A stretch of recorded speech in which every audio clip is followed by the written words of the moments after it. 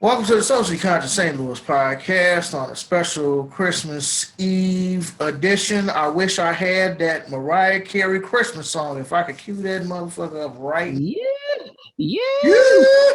Yeah, yeah. All I Yo, want for Christmas is you, you, yeah, you. yeah, yeah. Shout Yo, out that was to Mariah Carey. There's nothing wrong with Mariah Carey. I think maybe her voice was strained that day. I don't think she has completely lost her voice. But as you do know, as you get older, your voice tends to change. You true. tend to not have the range you used to when you were young. True. So, no disrespect to Mariah Carey. We're just poking fun at her. Yeah, Fun. yeah. Good God. Every time I watch the video, it's funny as hell. But if you didn't know and you want to know, and you should know, I'm King. Uh-huh. I got the fancy Dave shirt on. Shout out to my ex girlfriend whose birthday just passed. So happy birthday, Kathy. Uh, You no, mean it? Well, go ahead. no hard feelings. Shit happened.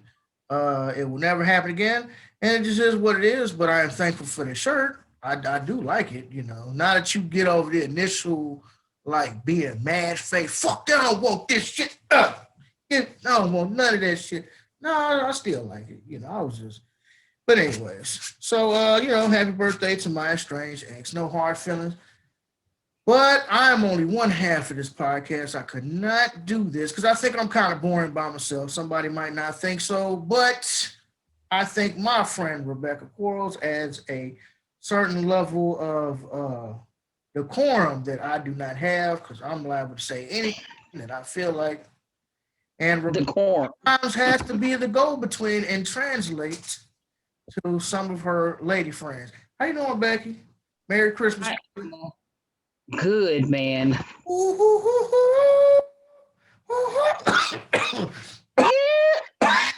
No, I was doing the in my mind. Niggas say I seen a I sponge. knew what you was doing, Mariah That Carey busted motherfucker. in and said, nah. I seen a meme that that SpongeBob meme. Like I'm gonna head out. I seen a meme that says that Temptations uh Mm. in my mind, and niggas say, all right, I'm gonna put my tree up.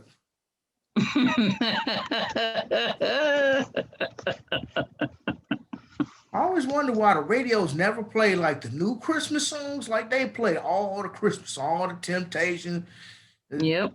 which they only play like the same like five, six Christmas songs. Like it's even older cats. I mean, I'm pretty sure Aretha did Christmas songs.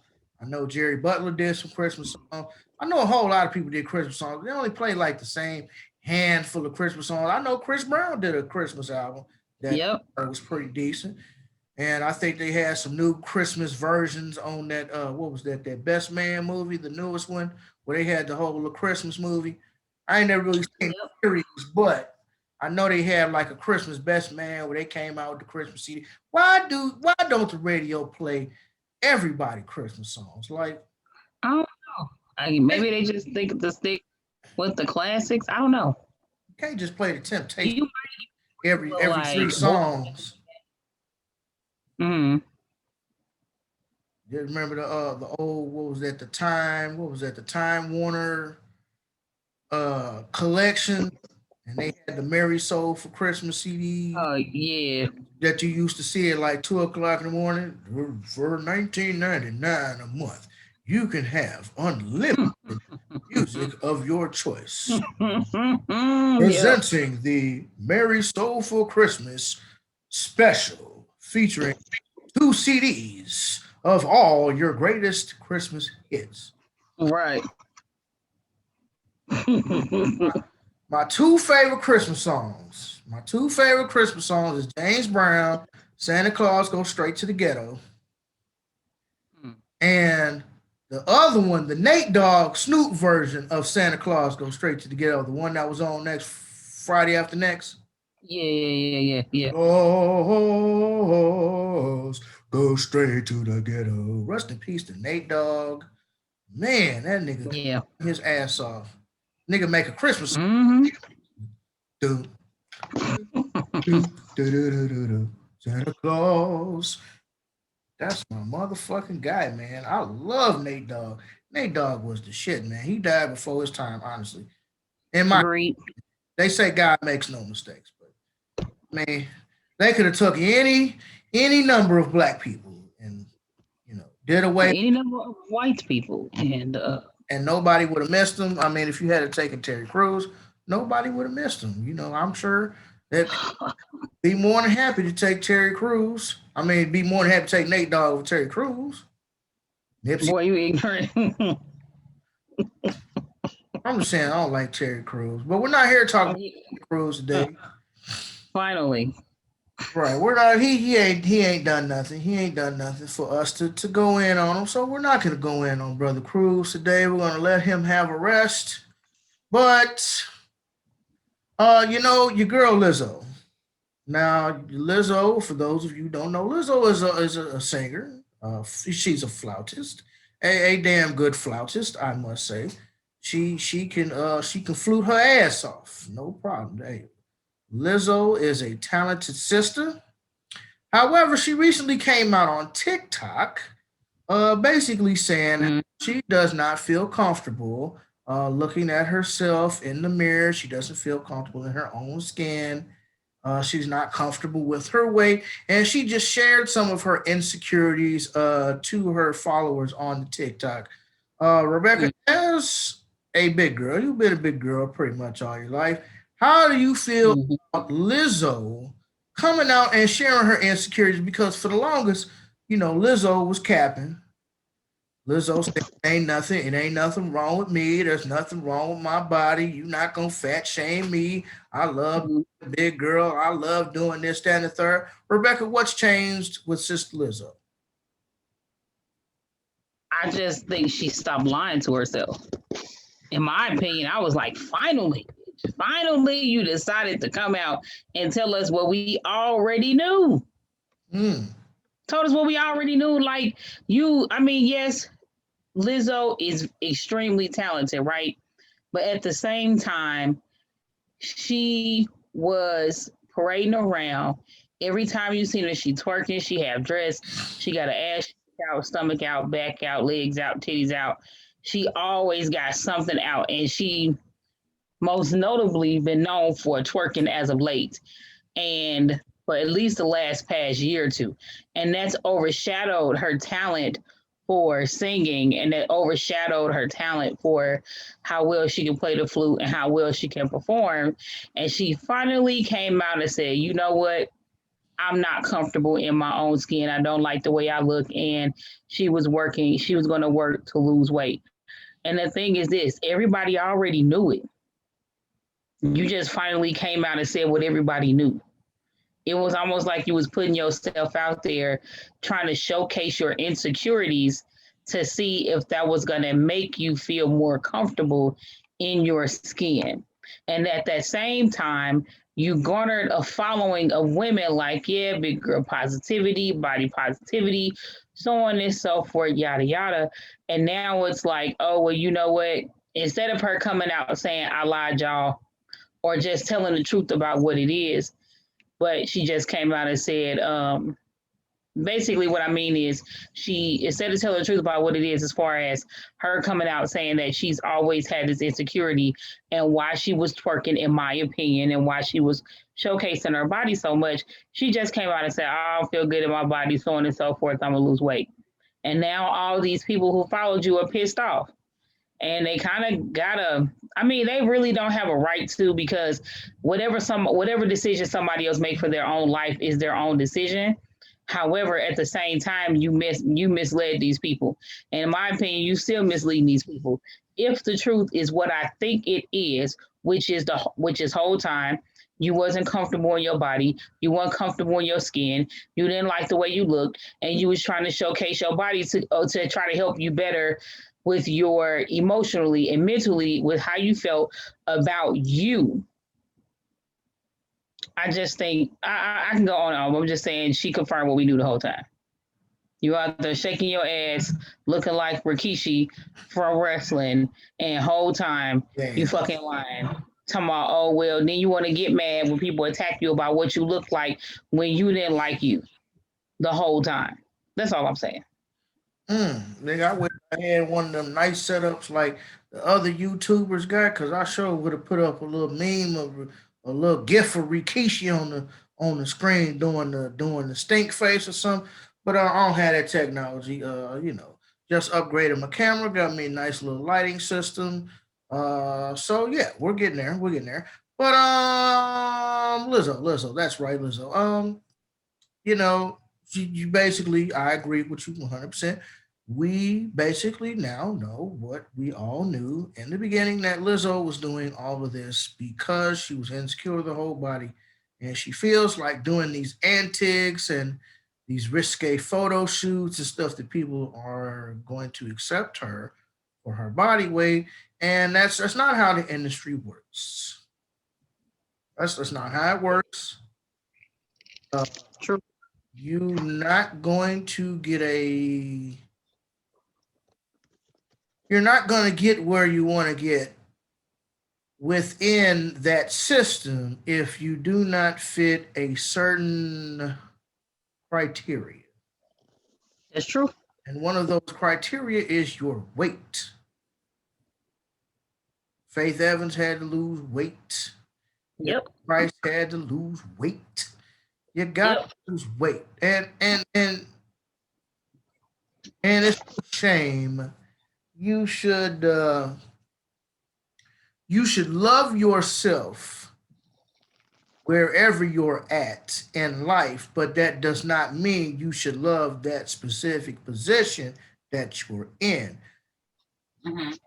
Lizzo should love herself. Lizzo, I don't know if you ever see this, sister, but love yourself, cherish yourself. Like your weight does not make you, it does not break you, but just understand that it is a strike against you. Yeah. Because of the industry she's in. Because of the industry she's in. But not only that, I mean, I'm pretty sure Lizzo's been a big girl all her life, but I mean, as you and I both know, Rebecca, the bigger you get, the more expensive your clothes are. And I'm pretty sure she ain't got to worry about Yeah, listen, it. say that. But the bigger you get the clothes, the bigger your clothes, the more your clothes cost. Like I am 300 pounds now. I'm gonna work on getting back down to about 240, 235 when I was slim and trim and sexy as a motherfucker. Am I big sexy now? Hell yeah. I pull a female Flexes, nigga. I'll pull a female at 300 pounds just as easy as I will 230, 250. It's all in how you feel about yourself. I'm confident with myself no matter what size I am. Do I want to be smaller? Yes. Have I been eating poorly? Yes. Have I been eating them snacks and all them sweets? Yes. And we know, and if you don't know, do some research, Google it, YouTube it. Sugar, white granulated sugar, has the same chemical composition as crack cocaine. So, low key, when you eating your sweet, and I love sweets. I fucking love sweets, cookies and Yeah. cakes and pies and oh Lord, just everything.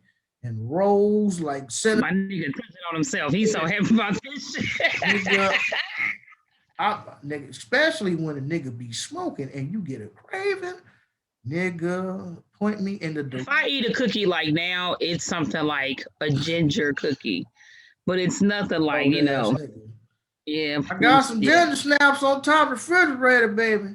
That's pretty much what these are, ginger snaps. Yo, I'm confident no matter what size I am. And females look at that confidence. I still dress well. I still carry myself, although I haven't really trimmed my beard and cut my hair. I keep myself up as a big dude. I'm always stylish as a big dude. My clothes are not too big, they're not too small, they fit. I dress nice.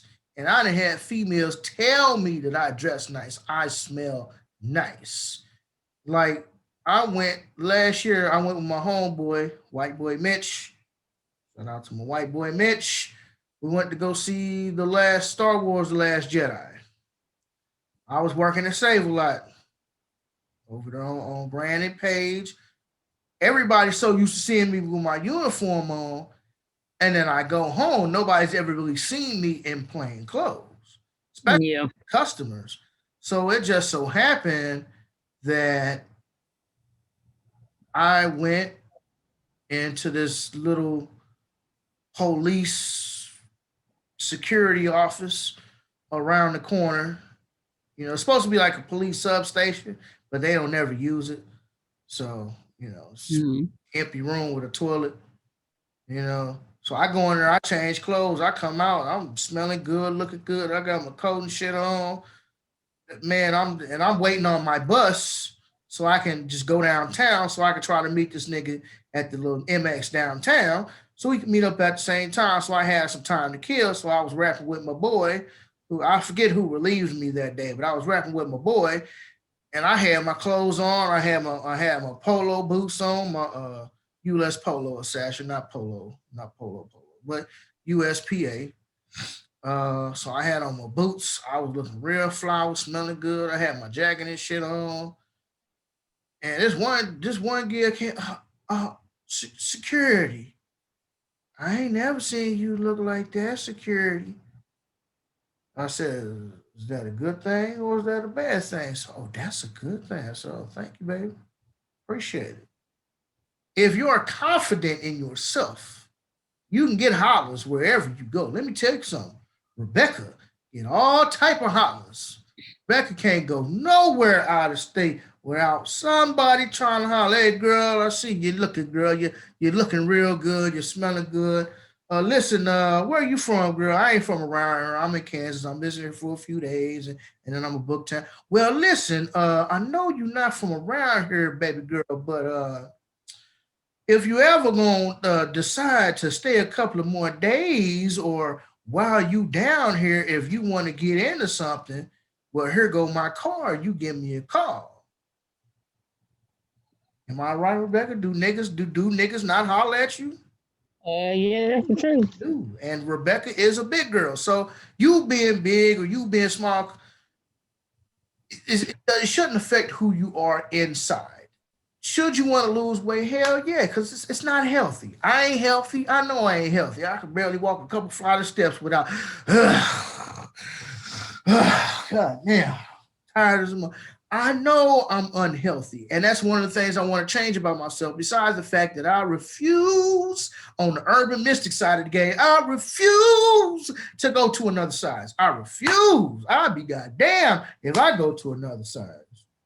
When you have to start buying clothes in another size, you're like, no, I ain't doing that. That's when push comes to shove. You're like, I'd be damned if I buy me some new clothes. Like if I had to go out this 1X and get a 2X, oh no, nope.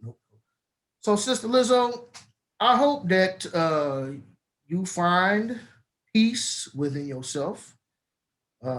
Maybe she needs to seek some counseling. Maybe she has some childhood trauma and stuff that she never got over. I don't know. But that feeling means that you are headed in the right direction. And as Brother Phil from Advice Show said, Lizzo, you got enough money. You can afford the best personal trainer, the best personal chef. Yep.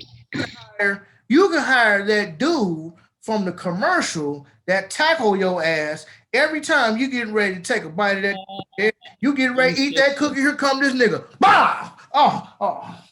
Nigga, you know you ain't supposed to be eating that cookie. You can hire that nigga.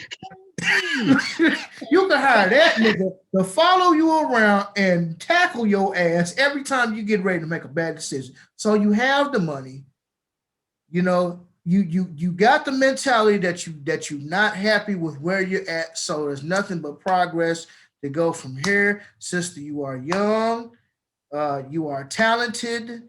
And once you figure out your ideal weight, where you want to be, not where the doctor says you want to be, sure, the doctor's going to say you should be this height and you should be like this. And statistically speaking, I guess coming from a monolithic frame, yes, you would be correct. But find a weight that's comfortable for you. 235 for me, I look skinny. I look skinny at 235. I really do. If I had some Hmm. pictures at, no, I got some pictures somewhere. 235. Let me see. I got some pictures in here somewhere. Somewhere. Okay, 235 is okay. Let me pull up my phone here. That's 235. Boy, you look like your goddamn daddy on the wall. When I was eating right and exercising and I was hitting the gym 3, 4 times a week and I was doing what I was supposed to do, slow down on the pork, the beef, ate more chicken and fish, my weight dropped. And I know I could do it again. If I could do it by juicing and just eating right, doing that, Lizzo, you could do it too because 98% of weight loss is your diet. And that's all I got to say about that. So another black female that people seem to love to hate, and I don't necessarily not like her, but I don't necessarily like her either. All right, I'm back. Sorry about that. Had some technical difficulties. I'm gonna have to get me a internet box to be able to run this. Currently doing it off of my phone. But anyways, Rebecca. All right. So back had some technical difficulties. Somebody that most people either love or really hate. I don't love her. I don't hate her. I just don't like her on stage personality shenanigans. But Houston's own Meg The Stallion has been called by her sister for not doing more for her niece and nephew. And her sister apparently took to, I believe it was Instagram, Mm-hmm. to air out their dirty laundry. And she says it's funny you only held your niece one time and you never saw your nephew once. It's crazy how you can do more for someone else's kids that's rich already, but can't keep it real with your own blood. At the Stallion, hashtag Megan the Stallion. Mm. That is what her sister says. This Now, time, this time. I gotta side with Meg the Stallion. I gotta side with Megan the Stallion. I'm sorry. No, I take it back. I'm not sorry. I gotta side with Megan the Stallion. If she's not doing more for her niece and nephew, that means most likely you did something as her sister to fuck up y'all relationship. And that was probably mm, doing that shit that you just did, begging for money, and then when she don't give you money, you want to air out your dirty laundry and put your shit all online on the Instagram because your sister's not doing more for your kids.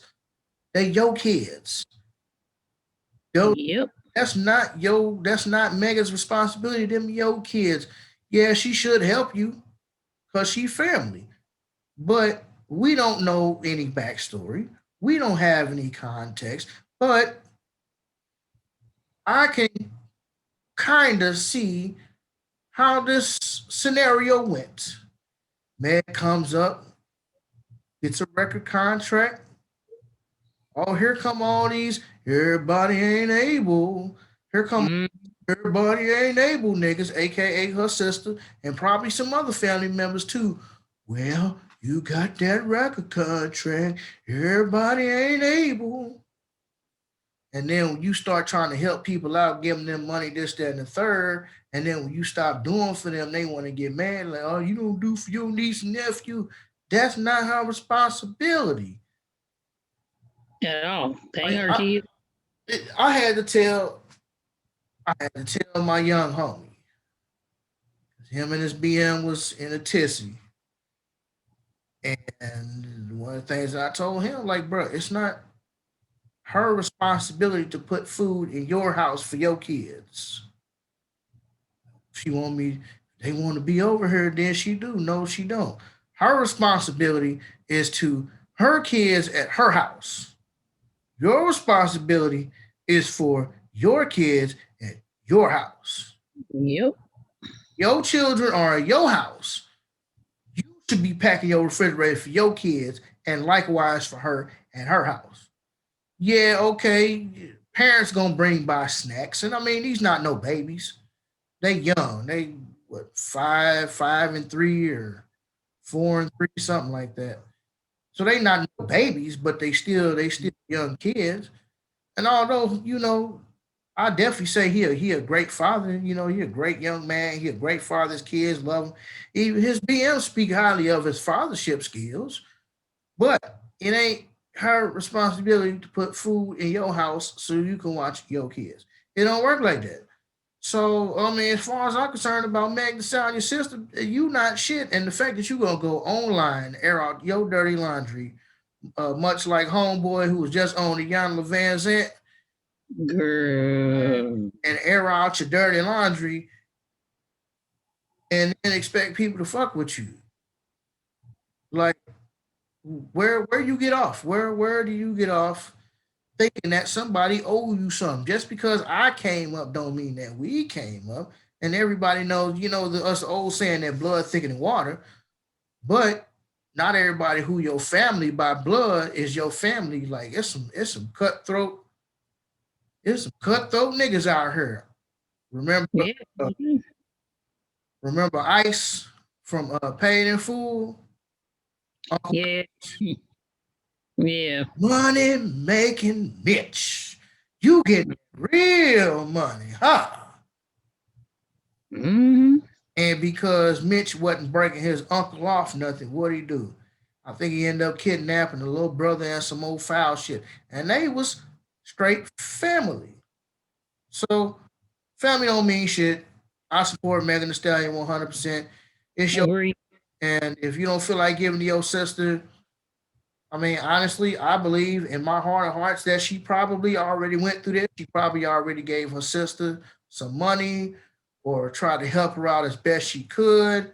But it, it's like the song "Harry Hippie" by what's my dude's name? What is my dude's name? Harry Hippie by Bobby Womack. He said, "I can't help you if you're sleeping on the ground." Hmm. Rebecca. Damn. I agree. I've had situations like that where somebody wants you to do something for their kids, and then when you tell them no, they want to get an attitude and be like, "Oh well, you know my situation, you know this or that, so on and so forth." And my comment was this: I didn't lay down to have them kids.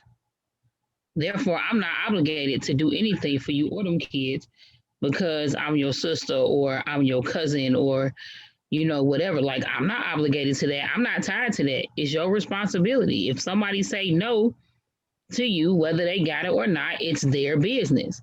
It's your job to make sure your kids have what they need, not nobody else's. Mm. You want to eat off the fat of the land, but you don't want to contribute as niggas. Well, And that's how I view that situation. You want to be like, oh, well, since you made it, we all made it. Some of us ain't going to make it. mm, I just had this conversation the other day. I said, you know what? If I was to play a lottery and won that $330 million, I can count on one hand how many people I'd give money to. mm. And that's the truth. So I agree with Megan Thee Stallion. And I think that she should stick to her guns when it comes to her sister. That heifer gonna try to put it out there so she can put pressure on Megan to give her some money. That's what I think she did. I think she tried to put it on blast so she can get some type of notoriety for being Megan Thee Stallion's sister. And on top of that, I think she put it out there to put it on blast so that it can put pressure on Megan to give her some money. And I hope Megan didn't give her shit. Bitch, you got kids, it's your job to figure it out. That's it. That's all.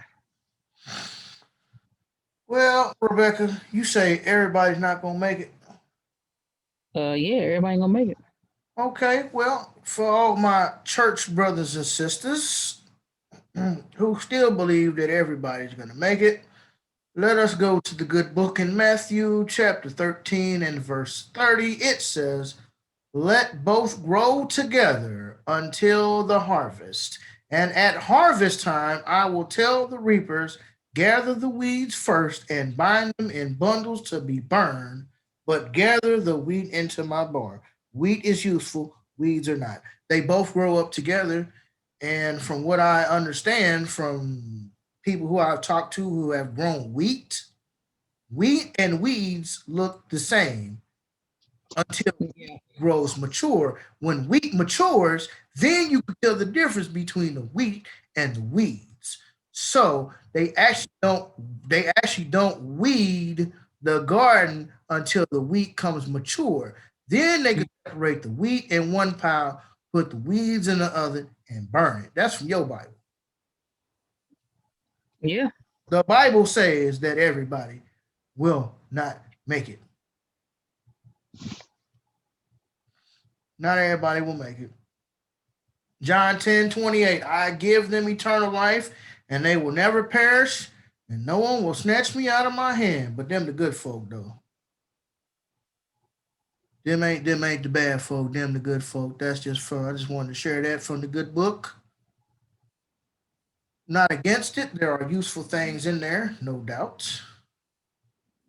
I'm just saying, like, sister need to get her shit together. If Hmm. any, what you should be doing is, if you was really interested in something and not just interested in a handout, ask your sister, like, hey, this is what I'm trying to do. Get some business about yourself. Present it to your sister in the form of, hey, this is this business venture that I'm thinking about doing. What do you think? Type of thing. And then see if she can help you with that. But you ain't even trying to do that. You just, oh, I need some money. Hmm. You know who else ain't shit? Who is that? The mother of Vanessa Bryant, the widow Oh, of Lord. Kobe Bryant. Now, Yeah. I believe that we have talked to, not talked to, I believe we talked about this before in the past. A couple of months ago, when Kobe first died, there came a story about Vanessa Bryant and her mom getting into it because her mom felt like her daughter wasn't doing enough for her. Mm-hmm. So now we dealt with a sister. Now we deal with the mom. So now the mom is suing her daughter five for. I'm sorry. She is suing her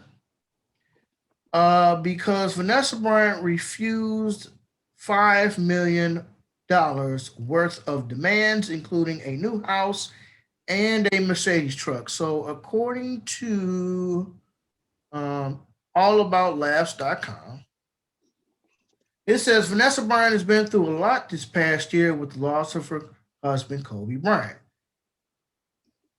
and Lil Gigi. Lil Gigi died too, so don't forget that. That's important. They did not mention that, but I'm putting that in there. That's true. Kobe and Lil Gigi died. So husband, daughter died same time, same day. Yeah. Laying the groundwork. So that's a lot to deal with. Typically, family would be supportive, but apparently, the NBA star's wife's mother allegedly kept asking for bigger gifts, lavish gifts, and Mm-hmm. things that seemed to embarrass her daughter. Of course, it all seems to be boiling down to money, of which Kobe Bryant Estates has more than enough of, with his wife Vanessa being the executor of said state. Mm-hmm.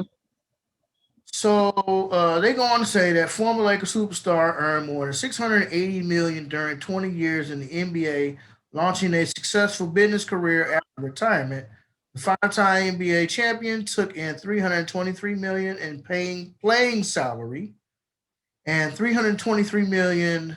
I'm sorry, 357 million in endorsements, according to Forbes. So, uh, yeah. So, long story short, that's pretty much what it boils down to. The mom's been suing the daughter because Vanessa Bryant's mom has been leeching off of Kobe Bryant's estate for a long time now, and it's just kind of getting out into the news. But her daughter is actually speaking out and fighting against her mother, trying to sue her. So she says early this year, I was looking for a new home for her, and a week later, she went on television and gave an interview disparaging our family and making false accusations while living rent free in a gated apartment complex in Newport Coast. So this is a Instagram post that Vanessa Bryant put up here a little while ago. She says, my mother is continuing to try and find ways to extort a financial windfall from our family. I have supported her for nearly 20 years. She was never my or Kobe's personal assistant, nor was she a nanny. I have always been a stay at home mother, and my husband and I were our daughter's full time caregivers. For nearly 2 decades, we arranged for my mother to live in our nearby properties at no cost to her because she claimed that she didn't have any money to buy her own home after the divorce. My husband and I felt it was best for her not to live in our home. She watched our girls from time to time, like most grandparents do. She did not take care of business issues or expenses. She was a grandmother who was supported by me and her son in law. My request. By my request. She now wants to be back in charge of me. 96. She now wants to charge me, excuse me, $96 an hour for supposedly working 12 hours a day for 18 years for her watching her grandchildren. In reality, she only occasionally babysat my older girls when they were toddlers. As of 10 years ago, our kids were full time students and athletes. I didn't have another child until 2016. She goes on to say her claims are obviously fake, but I still tried repeatedly to work things out with my mother. Contrary.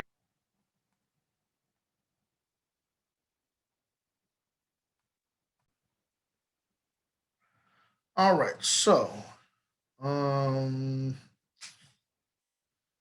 so basically, long story short, her mother is suing her daughter. She demands 5 million for a house and a Mercedes SUV. Vanessa Bryant has been taking care of her mother for about 20 years. So, I mean, it kind of goes to show you that everybody who is your blood family ain't necessarily family for you. I think it's a shame the way her mother has been repeatedly taking advantage of her uh, daughter's husband's estate, um, basically them free for 20 some odd years. Claiming she doesn't have enough money after the divorce, but the divorce was a long time ago. That just means your mama is, I mean, ain't shit. And for her to do that in a time when your daughter is grieving for her husband and her eldest daughter, I think that's really disrespectful. I mean, if there is a hell um, after this life, I know there's a hell here, but if there is a hell after this life, then there is a special place reserved for Vanessa Bryant's mom. Because honestly, she's not shit. So, so Dave Chappelle recently came out asking his partners with Netflix and HBO and all of his fans to boycott Chappelle's show because he's not getting paid for it. He's not getting his royalties. He's not getting his just due. Um, so a lot of people are asking the question, well, what's the difference between Dave Chappelle asking people to boycott his show and Monique asking us to boycott Netflix? Well, first of all, Dave never called for a boycott for Netflix. He simply asked them, hey, if you value our business relationship, please take it down. He asked all of his followers, hey, please don't watch Chappelle's show. I'm not getting paid for it. I have not been getting paid for it um, since the days in which he first did Chappelle's show, in which he first created it, recorded it, came up with the jokes for it. He hasn't been getting paid. And so he called for a boycott of his own show until he gets paid because they still want to try to usurp Dave Chappelle because they're still mad that Dave basically ran off to Africa and said, fuck y'all. I'm leaving on my terms and I'll come back on my terms. And that is exactly what the fuck he did. He left on his terms. He came back on his terms. I think the major difference is that Dave Chappelle is asking you to boycott because he's not getting paid for content that he already put out. On the flip side, Monique is, how should I say, she hasn't been, Monique hasn't been working uh, per se. She hasn't really been working the comedy circuits. She has not been working the clubs. So Monique was asking us to boycott Netflix because she felt like she was not getting what she was worth for content that she has yet to put out yet. I think that's the major difference. It's not that we don't like Monique, it's not that we don't love Monique, but you calling for a boycott of Netflix because you're not getting paid what you feel you're not getting paid is trifling. And that's why I think people support Dave Chappelle over Monique because Dave already put the content out. It's been enjoyed by millions, if not billions, of people. Everybody knows Chappelle's show. It was a hit, and Dave hasn't been getting paid for it, so he kindly asked people to take it down and stop watching it, and they did.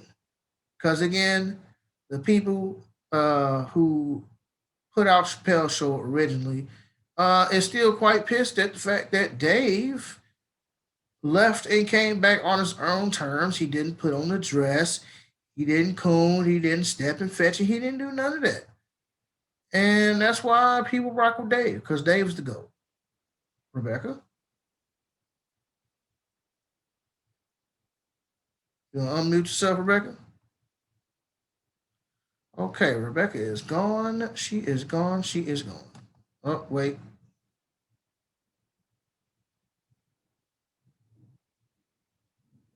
Rebecca, can you hear me? Connecting to the audio. You're back. Welcome back, Rebecca, to the Socially Conscious St. Louis podcast. Right. I see you changed locations there. I had to because you know how old people get. I left one floor level. I left one level so that I wouldn't be down here while, because I knew she does her Zoom call or her family at night. So on Thursday, so I go upstairs to do that. I'm trying to see if it's going to let me join on my computer. All right, I'm going to leave off of here and join on my computer. I just admitted you.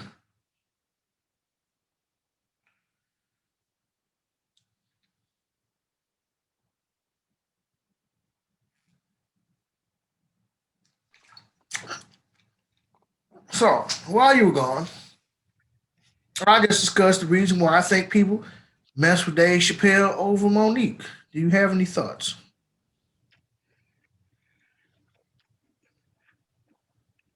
Dave Chappelle, man. I think the reason why people do is because when Dave Chappelle has a grievance about something, it isn't so dramatic. You know what I mean?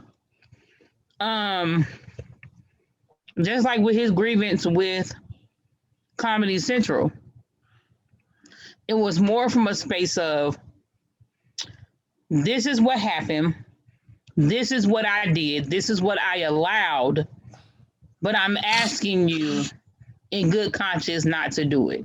If you want to do it, fine, but I'm asking you in good conscience not to do it. Monique went on this whole, they're not doing this for me, and they're not doing that for me, and blah, blah, blah, but you don't want to take no accountability or ownership. None. For what your part is. And then the way she did it was, she was throwing out what other people were getting paid to like better cushion the situation, to try to show the unfairness, which Dave Chappelle didn't do any of that. Dave Chappelle said, listen, this is a show I made. I signed a bad deal. I signed it. I own that I signed it. But this was my hard work, so on and so forth. Like, just, it doesn't make me feel good that you all have to watch this show that somebody who was the name and face of the show can't get paid for it. It's an unfairness to it. He didn't come on this whole boycott the network. You know what I mean? Like, he left the accountability and onus on himself and gave people the option to do what they wanted. Monique came out with this, well, y'all need to do this because we all need to support Black people. And we support me, even though there's a lot of truth to what Monique said. The way she went about it may not have been the correct, well, it may have been correct for her, but in order for people to digest it the way she wanted it to be taken, people may feel like she addressed it improperly. That's what I'm getting. I think it was easier to swallow because Dave Chappelle came from a more personable place. Like, it felt a bit more real. Monique came from this, it's gender bias, it's this and this, that, and they're paying all these people this amount and this amount, and we need to boycott them because of this. You didn't sign a bad deal, and you could have just went out and did your own shit and make Netflix come to you. Which basically, see, my point was, while he was away, my point was, and comedian Pierre said the same thing, that Dave Chappelle already had content out. He had content. He wasn't getting paid for his content. So he said, hey, please boycott my show because I'm not getting paid for content that I already put out. Monique was shopping her content that she hadn't put out.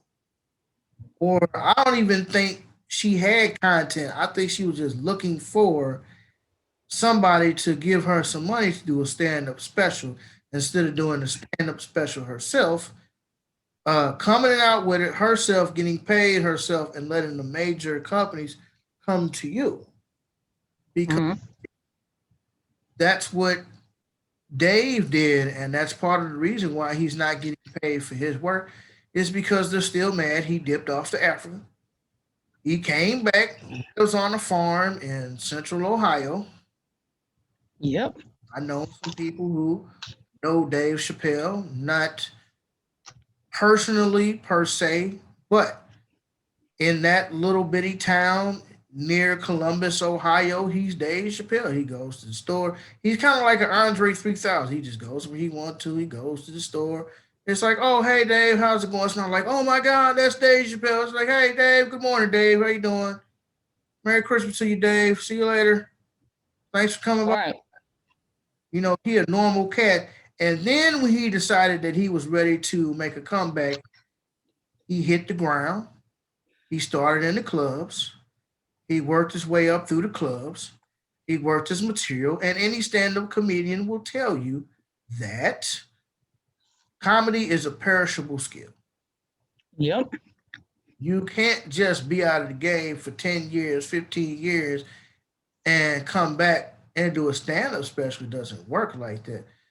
Which is probably where Kevin Hart gets into trouble at because he just be coming up with specials and shit that most of the other people write for him, and he not really putting in the work necessary to come out with a good stand-up special. So Dave started Mm. regular clubs, then he came up, did Radio City Music Hall with the Roots and stuff like this and some other folk, and then they was like, "Oh, Dave back. Dave is back. Netflix gave this nigga $100 million or some shit to do 3 Netflix specials at least." They was like, "Oh, damn, that's Dave Chappelle." And you can say that his new stand-ups are as funny as his old ones. They're probably a lot more politically charged now that he's older, but I mean, you could say that Killing Them Softly and Live at the Fillmore is equally as funny as the one where he was talking about the L's, the G's, the B's, And them B's and them T's. and of course the T's. Everybody hates the T's. It is genius the way that his comedic stance is, and the way his wording is and his phrasing is absolutely genius. And his delivery, because Dave Chappelle be like, he'll pause. And then just when you getting ready to think like what the fuck, he'll hit you with it. Like the joke he's like he was in Baltimore or somewhere and he seen this baby standing on the corner. He's like, "Oh, that was a baby standing on the corner." He said, I rolled the window down. I was in this limo with these old crank windows. So I rolled the window down. Said, "Hey, baby, what you doing on the corner, nigga? It's 2 o'clock in the morning. Go home." He's talking about some, "I'm selling weed, nigga." He said, "Oh, Mm-hmm. I had to buy 2 bags from him just to calm down." That's some shit you would never expect. And his pauses, he'll say something and then he'll pause. And he'll hold that pause just long enough to keep you on the edge of your seat, and then boom, he'll hit you with the punchline. That Yep. a certain level of skill, you have to work that in the clubs. Your time, you just can't do that. Your timing has to be good. Your delivery has to be good. This joke didn't work. This worked. Maybe I can rephrase this. Maybe I can redo that. Maybe I can do this differently. You don't just go to the racetrack on Friday nights with your car and think you gonna win. You might win, but you ain't done no preliminary work. In order for them cats to run that you see on TV or you go to the local racetrack, them cats been preparing. They've been working on their cars all week. They want to make sure the oil good. They want to make sure the transmission fluid good. They want to make sure all the nuts and bolts is tight. They want to make sure that they getting the right horsepower. They want to know what type of track surface they're going to be on. Is it going to be a rough track surface? Is it going to be a smoother track surface? Do I need these type of tires? Do I need those type of tires? Do I need to do this? Do I need to do that? All of these things go into somebody taking their car to the track just so they can race for like 20 fucking seconds. All of this work goes in just for you to drag race like 20 seconds. But you do that in order to win. You gotta run laps. If you in NASCAR, you gotta run laps, nigga. You gotta run laps around there and figure out your strategy and shit like that. So when you get to the Indy 500 or one of them other little NASCAR sporting events, you kind of got a plan of attack. That's the thing. Dave Chappelle, he in there like swimwear, no doubt. He got a plan of attack. He executed it, and he good. And he's in rare form. He didn't just come out there and half-ass no special like Kevin Hart did, and he damn sure wasn't waiting for somebody to give him a stand-up special. And I think that's what Monique did. If Monique had took the Dave Chappelle approach, the Cat Williams approach, film your own special and do it your way and shop your special around or release your special yourself, I think people would have fucked with her. I think they would have. But for you just be like, well, you need to boycott Netflix because I ain't getting paid. What the fuck that got to do with us? I'm not getting paid for content I haven't Yeah. put out yet. It's different from I'm not getting paid for content that I put out. Everybody loves Chappelle's show. If you don't love Chappelle's show, then you really don't like comedy because I've never met anyone who has never not liked Chappelle's show. Even if it's some skits that you don't necessarily agree with, there's at least some skits that you think is funny. Ask Even the older generation, like ask a gay people dude. like 70, 80 years old, they love Chappelle too. But he had, yo, what is the rainbow about? What is the rainbow about? Get back at me about that. That motherfucker say, listen here, I'll put a band-aid over your left cheek and make you my Nelly. That is hilarious. Yeah, I forgot that white. I forgot his name. Mario Not the white. Cantone. No, it's not. There No, you go. Mario Cantone. Yeah, I think it is Mario Cantone. It is. Because Phil Yeah, Cantone that from was hilarious. it's funny as hell. Ask a Black Dude was hilarious. Ask a black dude why do black people smoke so much weed? Can you tell me why? Nigga, that nigga, where is your teeth? I love that man. When I tell you, he can tell you some stuff and with a straight face. I'm talking about he's straight. I mean, like, listen, Paul Mooney, man. I was watching one of his comedy specials last week. So allegedly working. I was dying. I wasn't paying attention to nothing that had to do with work. And I'm talking about like he had one person that got upset. It's not right. You're not supposed to say. And this white dude was like, shut the fuck up. Man, listen, love Paul Mooney. Anyway, and he not everybody loves stingy. that. He not stingy with his fame. He's not. Nah, He put at all. Leon back in the spotlight. Put Wayne Brady on. Nick Cannon was on there. I think like he's funny as hell. But anyways. Okay, so there's a video that's been going around the internet. Jumps about broke the internet dead numbers of Kevin Samuels 20-minute interview of this woman who said that she wanted a six-figure male. Mm-hmm. I was trying to find some more voices for the podcast because I wanted a diverse audience to discuss this, but I think I'm going to let you hear the audio of this and we'll play just a few minutes. I'm not going to play because it's really like a 20-minute clip. So we're going to play a few minutes and then we'll discuss. Okay. Honestly, I don't have a disagreement. I just came in here because I honestly want some advice from you. It says disagreement day. Oh, I know, but this is my first time catching you on live. Normally I'm asleep. And You have a job? Her voice. I do. I own a business. Okay, so I do too. Oh, first, she called on the wrong day. Strike number one. And her voice. Her voice was strike number one for me. You called on the wrong day. But go ahead. Number one. And Yes, I you did. do have a question. But I have a business. And if you wanted my advice, you could always book a session if you can't catch us at the show live. I was trying to go online earlier. But all you have to do, man, but see, what kind of business do you own? I own a pet grooming, doggy daycare, and indoor Okay, dog so park. what you're basically trying to do is I have a disagreement day, and you basically came in and said, damn your topic, I want to ask you what I want to ask you. And Okay. but you are more than welcome to go on my website and purchase your time to talk with me one-on-one.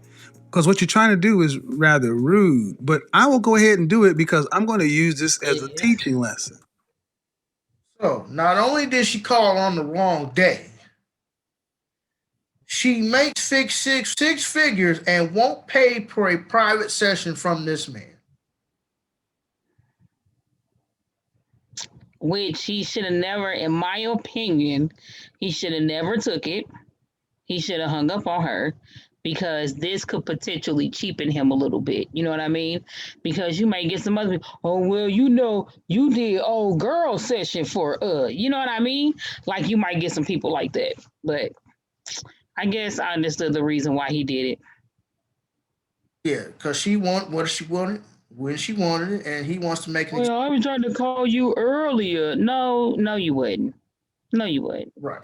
So let's play a few more minutes, and we might skip around here because there's a lot to this interview in 20 minutes. I wrote down some bullet points, but let's go ahead and hit that play button. Discuss this some more.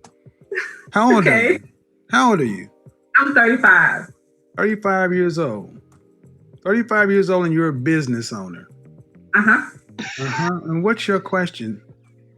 So my issue is, to know at what point when I'm just meeting a guy, do I tell him I'm a business owner? Because my problem is that when I try to date down and the conversation comes up to where I own a business, the guy is either like, hey, can I come join in on you on that business? Or can I put some money and be a business partner? And I'm not looking for that. And I honestly... Hold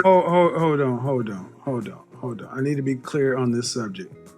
Where are you at? North Carolina. And you're saying when to tell somebody you own a business? Because I find when I date down, guys see an interest and want to be like a business partner. And I'm learning that maybe I need a high value man, because that's what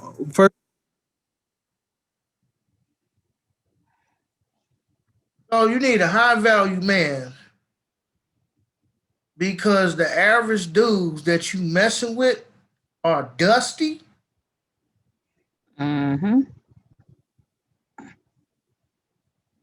What men is she attracting that wants to meet you and within 2 seconds want to throw you these rhythm spoons ideas? Well, look now, I'm gonna start me a scrapyard. Nigga, no. What kind of? I just want to know what kind of dude she messing with. I don't know. It sounds like she messing with dudes who ain't got nothing going for themselves. That's what she's making it seem like. All right, well, let's continue. First off, ma'am, I really don't understand. What kind of man are you talking about? Because owning a business is no different than having a job, in my opinion. And I'm not getting what you're saying. When should you? I'm not understanding why this is an issue. If you're, what kind of men are you? What kind of men are you dating? He's so good. Question. What kind of man are you dating? And she starts stuttering. Yep, she didn't answer it. Ain't answer. That's 3 minutes in. Let's see what 10 minutes got for us. I can't change men.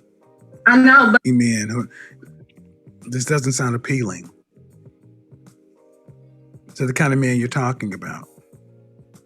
Do you understand what I'm saying? Yeah, but I was thinking once I start. Yeah, but.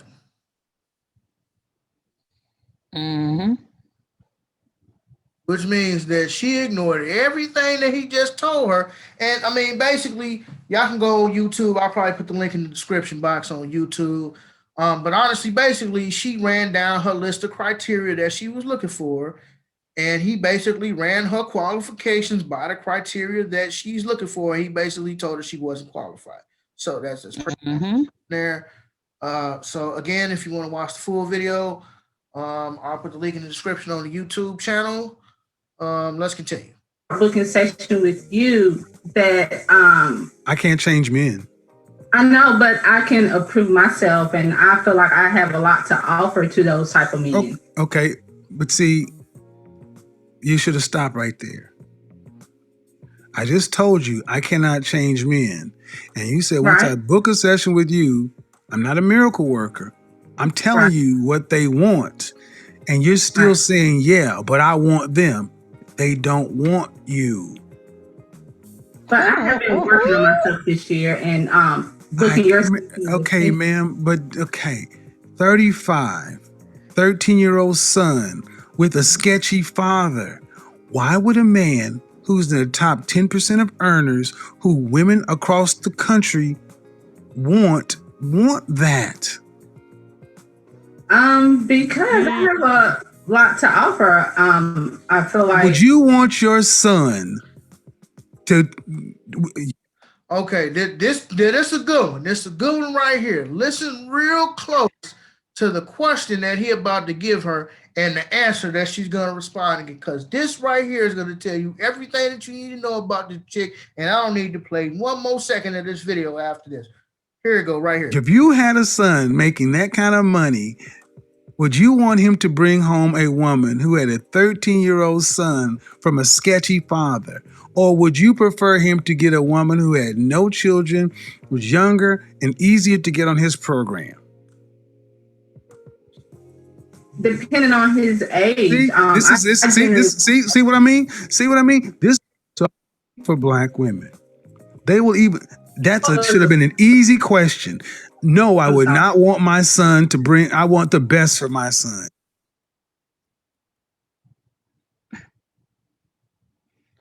Ooh, baby. Okay, so that was just a little snippet there of Kevin Samuels and Miss Jessica.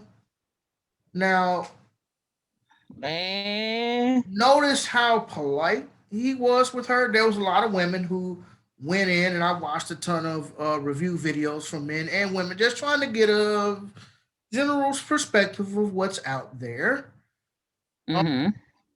Notice how cordial he was with her, even after she called it on the wrong day, even after she continued to interrupt him, not take his advice, how cordial he was.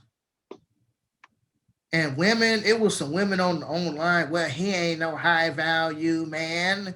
He ain't none of that. First of all, look the way he's dressed. He's dressed in a tailored suit, tie, has jewelry on, very minimal jewelry, but he has just enough flash and pizzazz with his accessory. Has a nice frame, has a nice glasses frame, fade is tight, his area is clean, it's not cluttered. It ain't nothing like my little area. I can't even show you what the hell my room look like, because this shit is cluttered. But he got his little candle. All right, sorry about that. I'm back. Internet. Dude's well dressed.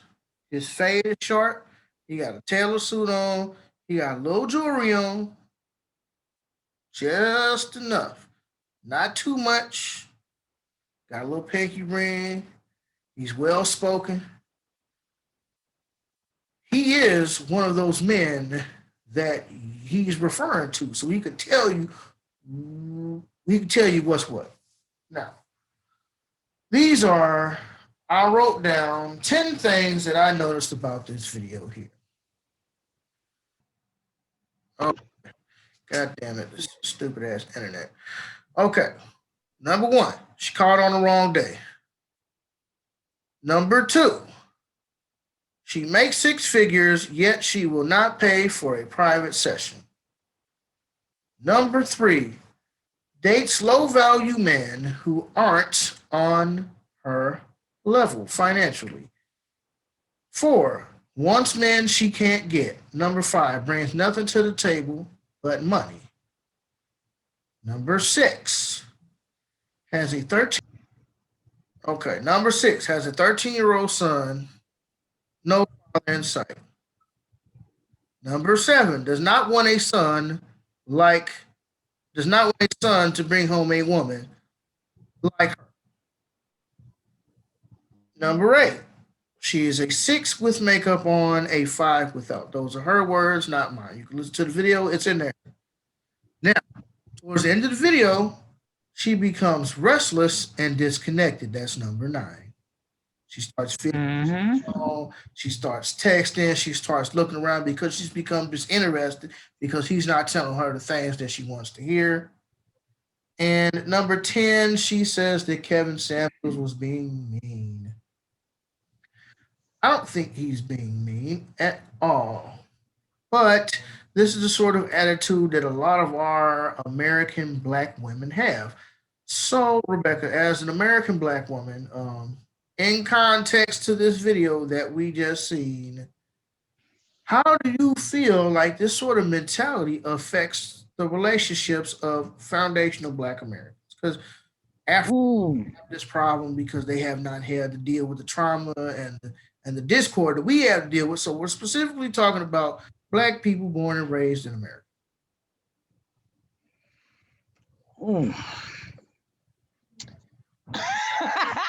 Okay, so in my opinion, just to touch on that video, I don't think what he said was wrong. I just think he told her the truth. As far as what we see with those type of men who make that type of money, I don't think he wasn't far off. One of the things that the only thing that he said that I disagree with to an extent, I think he should clarify when he say black women. It kind of makes it seem like it's all black women to some people, even though his intention may not have been all black people. His intention might not have been that large. But you know how some people take stuff. Well, when you say black women, you automatically talking about all black women. Or if it don't apply, let it fly. How about that? Well, see, Rebecca, it's just like Zoe says all the time because people be calling in on, not calling in, but they be Zoe what show? Well, you should clarify who the exactly talking about. They just type away. Oh, you should or they on their phone. You should clarify. Keyboard heroes. That you ain't talking about all black women. Look, and it's almost like I shouldn't have to clarify. Like, thank and you. I think with him, I think it's the same thing. Maybe he shouldn't have to clarify, but it's more so me just saying he should be ready for the attack from a lot of black women saying, well, you talking about all black women. If it don't apply to you, let it fly. You know that you put your son's intentions first. Why are you worried about because he said that's the problem with black women? We know damn well this man don't know every single black woman that has ever lived or died. Like, let's just be honest about that. How I think what she's doing, it hurts relationships. She's hurting herself, which in turn hurt the relationship. She's not being honest with herself. You chose poor. Mm-hmm. You had a baby with somebody who's poor. You're continuing to choose poor relationships. And then you call in on this show and you want somebody to butter you up and say, oh, it's going to be okay. You can look like a 3.5 with them 2 eyelashes and still get a man who's making 6, 7 figures. Absolutely not. He told you the truth for what it was, for the income of man or the caliber of man that you are trying to pursue. That's just what it is. You can't be upset with that. And you can't continue. It's almost like you want to choose poor and then continue. You want to choose poor and then have somebody else come fix it. You want to choose poor and have somebody else to come fix your broke behavior.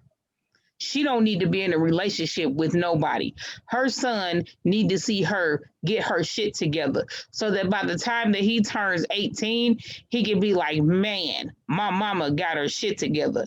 Maybe I can get a woman who has her shit together. Like, you need to have a son who's seeing you get your shit together, not just some ratchet bitch that he can see in high school with long hair and ratchet eyelashes, who always on a phone and who always out chasing a man and all bringing all these wrong men in and out of his life. He can see that shit when he go to school. I'm just saying, like, she need to really focus on herself and figure out why she's choosing these poor ass men. I have had to do the same. We have all had to do it. Right. And see, the thing is, it is representative of a lot of black women in the community. It's not just her who has this attitude, it's a lot of women because you've been lied to. That's what it boils down. Steve Harvey been lying to you. Dr. Phil been lying to you. Derek Jackson been lying to you. Look, Queen, if you got 3 kids, that ain't your fault. A man should appreciate you for who you are. Look, the fact of the matter is, that's not to say that you're not going to get a man if you have 3 kids. Yeah. It's just that it's a strike against you. Okay, you're 35, strike. You got a son, strike. You're strike. You're overweight, strike. You got an attitude, strike. And let's just be honest with you. A lot of females going to get mad when I say this, and there were some people that got mad. There were some women who was cool with the post. But an ugly woman with cooperative skills, a woman who knows how to cooperate, who is ugly, will get a man before a pretty woman with a nasty attitude.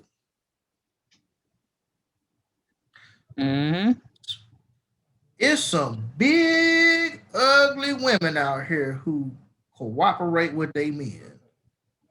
Now, that don't mean that she going to get a high-value man. That's not to say that, but you got a man.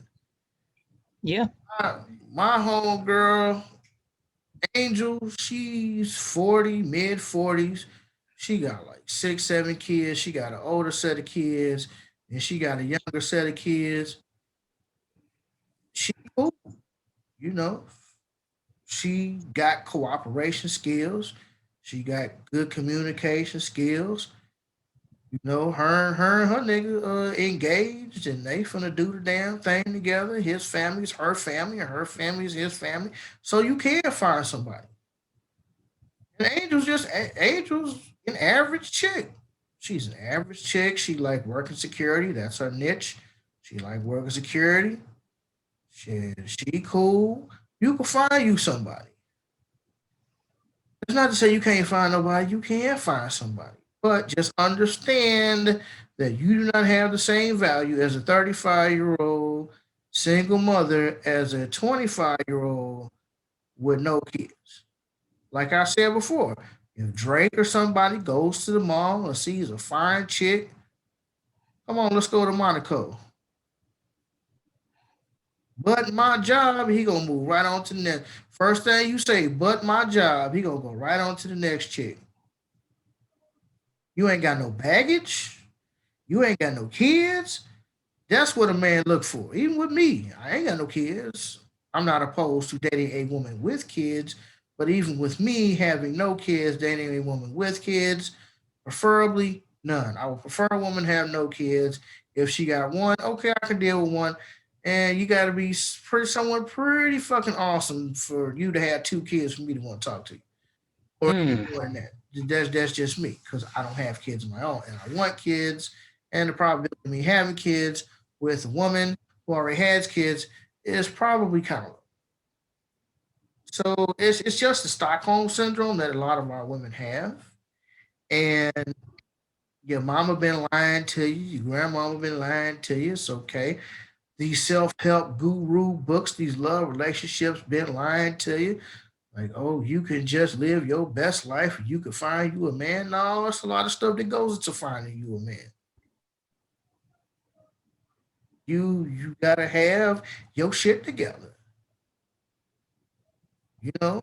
Yeah. You can be fine. I mean, I done seen some beautiful, gorgeous dimes. You could be a dime. And you got a nasty attitude. Oh, you ugly. You ugly. I'm talking about instantly. You go from Now he say you ugly. ugly. What your nasty ass attitude? You like, bitch, you got a nasty attitude. And you know it's bad. Sometimes you can see the attitude of the person on them before they even talk. You look at them, you just be like, this is not right. Like you just see, and then when they open their mouth, it just solidifies what you already thought.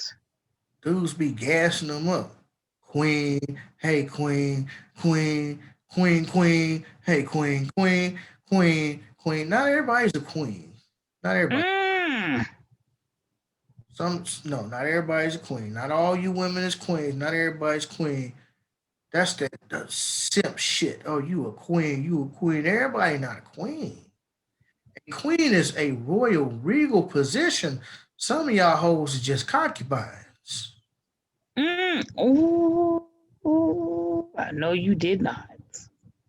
In ancient Kemet, the throne, or set, if I'm not mistaken, is actually the woman. The throne that Asar, I think it is, or Isis, the Greek. Isis is the Greek term, but the throne that Osiris sits on is literally the woman, Mm-hmm. Isis, meaning that there is a purpose that the queen serves. You can't just be a queen. Not everybody qualifies for being a queen. That's like not everybody qualifies for being a king. The queen on the chessboard is a powerful fucking piece. A woman in your life can do numbers. A good woman in your life can do numbers. Absolutely. But all you women, it's not this. Just like Jeff Brown posed the question one time on the morning show. He said, "What if I told you to stay in your place?" That nigga Zoe was like, "Ooh, Jeff, you know you can't say that." He said, "But what if your place was a queen? What if I told you to stay in your place and your place is a queen?" It's not a queen's job to get into petty squabbles with commoners. Yeah. Them gals at the True Kitchen, them wasn't no queens. Them ain't no queens, because if you was a queen, you would have carried yourself as such. Am I right? I agree. 100%. You wouldn't be twerking. Oh, well, what's wrong with twerking? It ain't nothing wrong with twerking. Twerking goes back to Africa, ancient Africa. Black women have been twerking for thousands of years. Yeah. It's a time and a place for twerking. It's like it's a time and a place for me smoking weed. I'm not just going to walk into church and smoke some weed. Or I'm not going to smoke weed at my mama's house knowing she don't care for it. There's a time and a place for it. I know my mama don't care for weed. So I don't smoke around her, or don't smoke when I know I'm going to be around her. I wait till I get finished hanging out with my mom or whatever it is, and then I go handle my business. I'm not going to go into a job interview smelling like weed. Even if I was applying to a dispensary, I wouldn't go into a job interview smelling like weed, but it's a time and a place for everything. And a lot of these people don't understand the time and the place. The time and the place for old Gail to call was not on disagreement day. Yeah. That was not the day that you were supposed to call in, but she wanted to call in anyway. I want to have it my way, because these dudes been gassing you up. And the fact that she labeled herself a 5 just means that she lacks self-esteem. But I think it actually is deeper than that. I was talking to a brother earlier today. I feel that the reason why she finds these dope, broke, dusty niggas is because in her heart of hearts, even without Kevin Samuels telling her she can't get a 6-figure man, I believe in her heart of hearts she knows she can't get a 6-figure man. So she date these bum, broke, destitute Negroes who always want to beg for crumbs to try to make herself feel better. But then when the feeling wears off, she wonders why she can't get a 6-figure man. I feel like she specifically goes out and chooses that type of spirit in order to make herself feel good, because she don't have confidence in herself.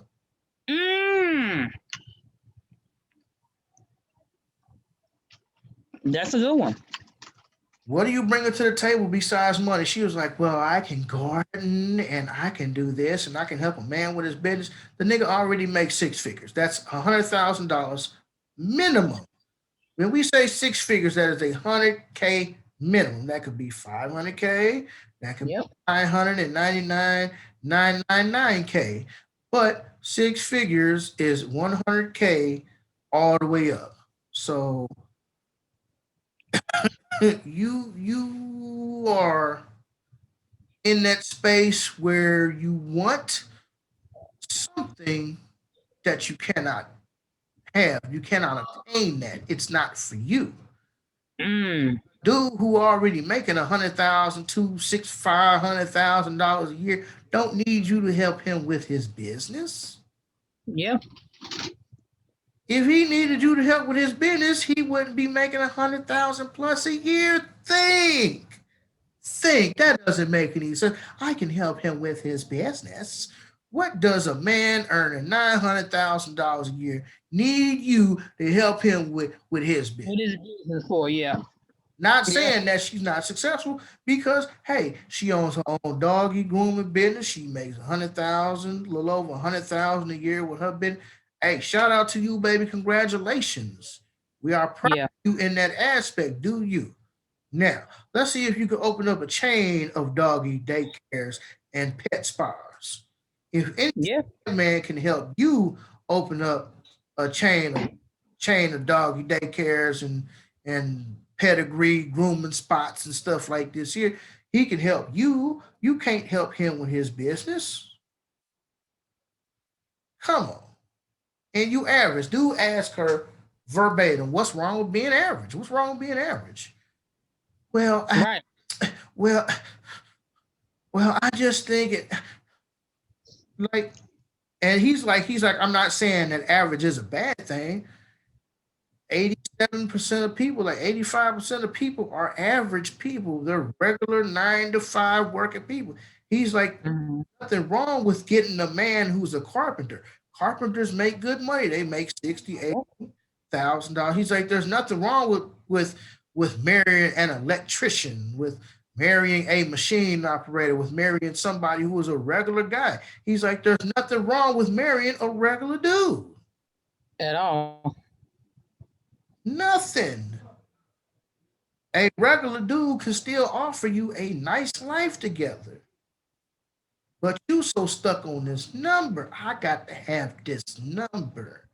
If I don't have this figure in my head, then I don't feel like I've made it unless I have this man who makes this amount of money, which means that are you really looking for love or are you looking for the money? The only thing I was going to say is most people don't deserve what's in their head. At least not yet.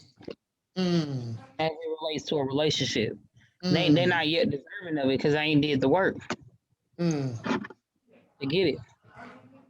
In my opinion. I hope she figured out. You know, there's nothing wrong with being average. But what he's saying, he's talking about average financially. He's not talking about you having an average personality, or he's just talking about financially. What's wrong with being an average financial person? Most people are average. Most people make under $80,000, $60,000 a year. A lot of people don't even crack $40,000 a year. Yeah. But you could be poor and be happy. You could be poor and be happy. You can be okay and be happy. You could be middle class. I mean, what? You make enough money to take you a nice couple trips a year, depending on how you spend it. Just because you make more money doesn't mean that you're necessarily financially well off. It doesn't mean that. Because if you spending money like 40 going west, coming out of St. Louis, then you're not going to have much money at all. Why you think all these NFL players and NBA ball players and shit go broke 3 to 5 years after they leave the league? Because they don't have proper money management. But at the same time, your grandma could take a potato and a chicken leg and feed the whole house. Just off of that one potato and that one chicken leg. Yeah. You save money by what? Eating at home. You save money. If you're constantly going out every week, you're spending money. If you're constantly buying every new gadget that comes out when it comes out in the stores and Best Buy and Walmart, you're spending money. If you got to upgrade your car every couple of years, you're spending money. There's a method to that if you're leasing your cars. If you're leasing your cars, you keep them 2, 3, 4, 5 years, you get rid of them, you get something else. That's different from buying a car and then you got a car, ain't nothing wrong with your car, but you just want something new. I got to have me something new. I know somebody like that, had himself a nice car, a decent late model car that most people would be okay to drive. Well, hey, it might not be the most luxury car, but it's a car. It get me from point A to point B. It got air conditioning and heat. What did this man decide to do? Oh, no, that car was not good for him. He had to go out and buy the same car a couple of years newer. That's more luxury. Now you're sitting here complaining about your bills because you don't have enough money to pay your bills and your car no, when then nobody tell you to go out and buy a new car. Mm. Stupid. These old kids are hurt. Clicking it. I don't know what the hell they got going on. But anyways, Yeah. I think we're gonna end it right here. There's so much Okay. to say about the situation, but you got to get yourself together. If you're not right in and of yourself, then the things that you attract to you aren't gonna be right. Agreed. And so that's all I gotta say. YouTube listeners, hit that like button, hit that subscribe button, share it. Everybody else, keep listening, share it. This has been a Christmas Eve episode. Merry Christmas from the Temptations and all that good stuff. I'm King David. Rebecca's here. Rebecca, do you have any closing remarks? I do not. I just think old girl needs to drop them eyelashes and get her shit together. There's a Stop lot of bringing women all like these that. around your damn kids. I know somebody.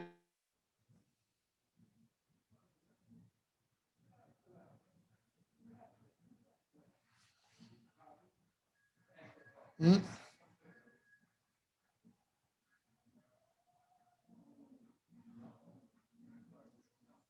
Well, I guess that's it for the Social Conscious St. Louis podcast. Thanks for listening. We'll catch you next time, probably in 2021.